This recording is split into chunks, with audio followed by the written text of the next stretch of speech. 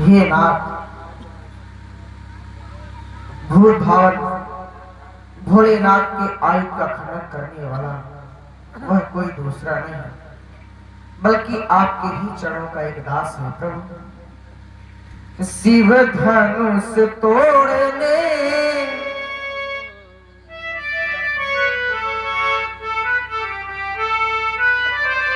हे नाथ, शिव धनुष तोड़ने वाला भी कोई शिव प्यारा ही होगा, जिसने ऐसा अपराध किया, जिसने ऐसा अपराध किया, वह दास आपका ही होगा।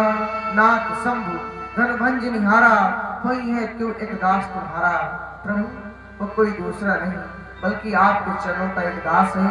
आए सुता है कहिए कि मोही बार बार रघुवंश राघव राम, तुम्हारे द्वारा जो कथ्य प्रस्तुत किया गया उसमें बताया गया नाथ शंभु धनभंज निहारा वही दास तुम्हारा भगवान शंकर के वामन पिनाक का खंडन करने वाला हमारा कोई एक दास होगा। तुम्हारे इस कथन पर मैं चिंतन करता हूँ और धनुष की ओर दृष्टिपात करता हूँ तो ये धनुष भगवान शंकर का है। भगवान शंकर हमारे गुरुदेव भगवान है। गुरुदेव भगवान के आयुध को तोड़ करके धरती पर डाल दिया गया है और ऐसा कार्य करने वाला हमारा कौन है? दास है राघव। हमारे गुरुदेव भगवान के आयुध को तोड़ने वाला हमारा दास है। अगर तुम्हारे गुरुदेव भगवान की संपत्ति को किसी ने नष्ट कर दिया हो, तुम्हारे गुरुदेव भगवान की संपत्ति को नष्ट करने वाला क्या तुम्हारा दास हो सकता है? अगर तुम्हारे गुरुदेव भगवान की संपत्ति को नष्ट करने वाला तुम्हारा दास हो सकता है तो धनुष तोड़ने वाला हमारा भी दास हो सकता है। समाज के किसी व्यक्ति के गुरुदेव भगवान की संपत्ति को किसी ने नष्ट कर दिया हो तो नष्ट करने वाला उसके शिष्य का दास कैसे हो सकता है? दास तो दास, वह तो सेवक की श्रेणी नहीं आ सकता, क्योंकि सेवक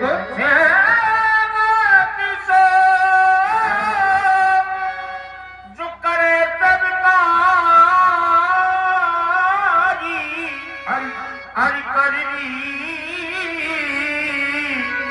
कर करी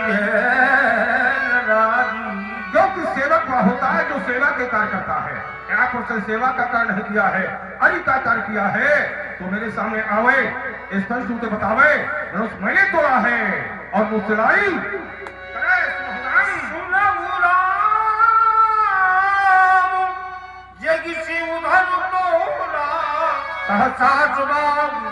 सब सोरी को बोला।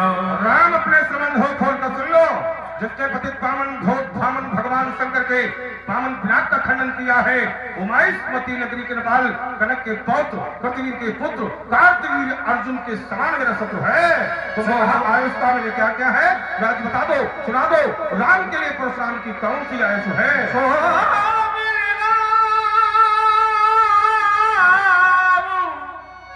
बिहारी समाजा न तुम्हारे जय है सब राजा। राघव तुमने मुझसे आयस मांगी है, आयस का कही कि मोही, तो हम तुमसे आयस कर रहे हैं 100 बिल गांव और धर्म तोड़ने वाले कोई समाज से विलक कर दो। ऐसे के लिए परिहार करो बस।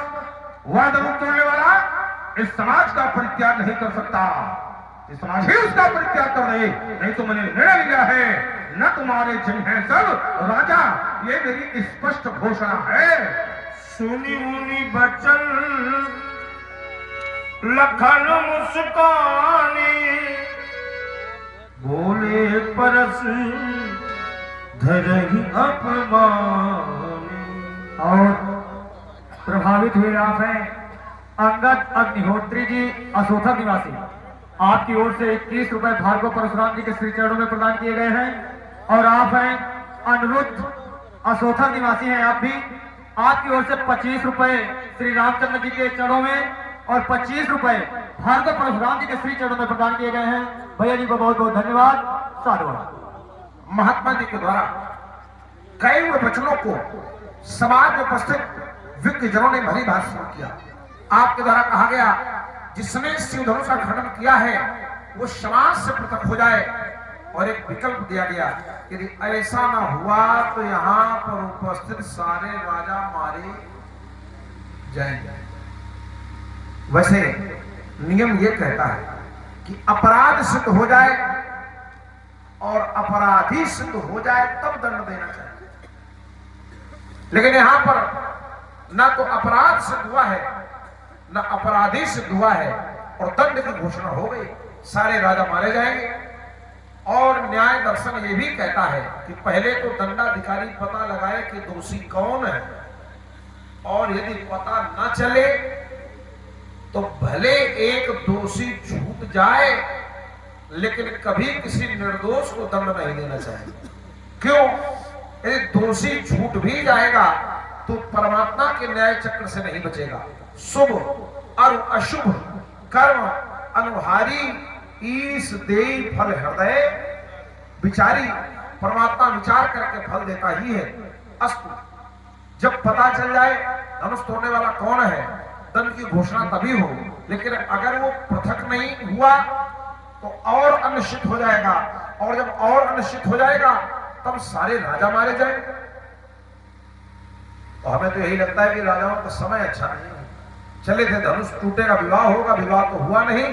अब उपहास के पात्र बने, सब निर्भय जोग उपहासी, और जैसे बिनु विराट सन्यासी, और सम्मानित व्यक्ति का अपमान हो जाए ये स्थिति भी मरने जैसी है।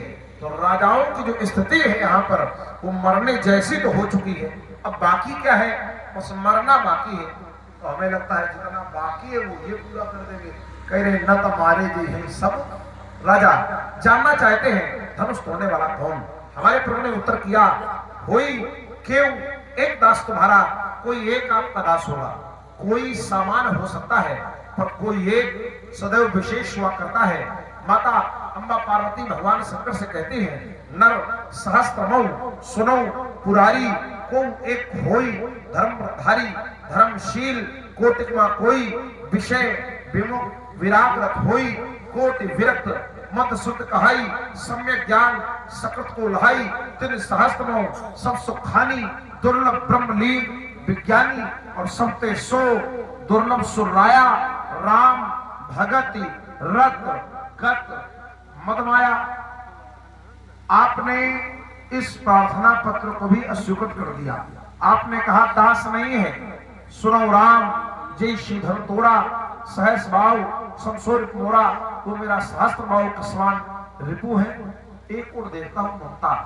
संसार में प्राय ममता देखी जाती है, लेकिन सामान्य प्राणी और कोई विशेष व्यक्तित्व तो उसमें अंतर होता है। सामान्य जनों में ममता हो ये विषय भी सामान्य है, पर एक संत की जो ममता हो तो इसमें कोई विशेष कारण है। और यदि ममता विरोचित है, अस्त्र के प्रति है या शस्त्र के प्रति है, तो बहुत धन तोरी लड़काई कबो न असल स्कीन गोसाई। और अगर इसी धन सुनता है तो एक धन पर ममता ही।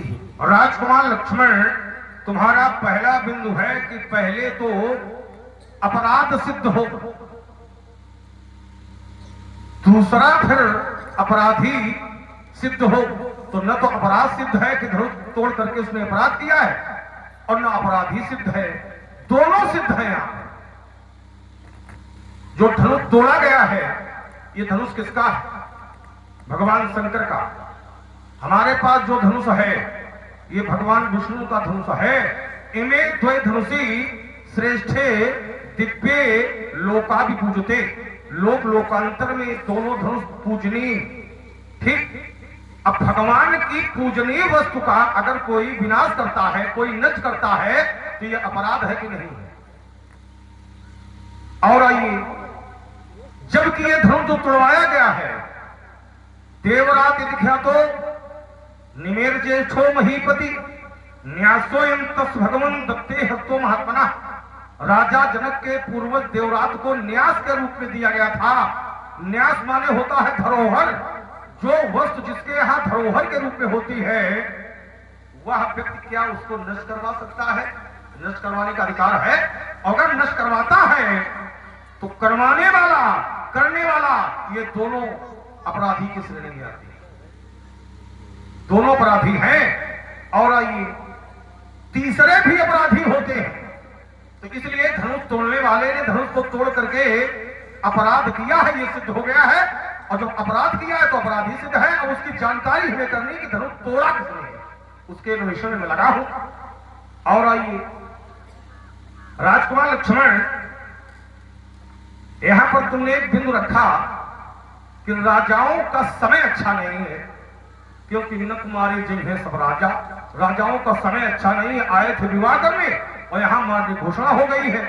ये राजा क्यों मारे जाएंगे? राजा इसलिए मारे जाएंगे क्योंकि धनुष तोड़ने वाला है अपराधी, और अपराधी का समर्थन करने वाले कौन होते हैं? अपराधी का जो समर्थन करते हो कौन होते हैं? वो भी होते हैं अपराधी। इसलिए न तुम्हारे जिन है सब राजा। अगला बिंदु है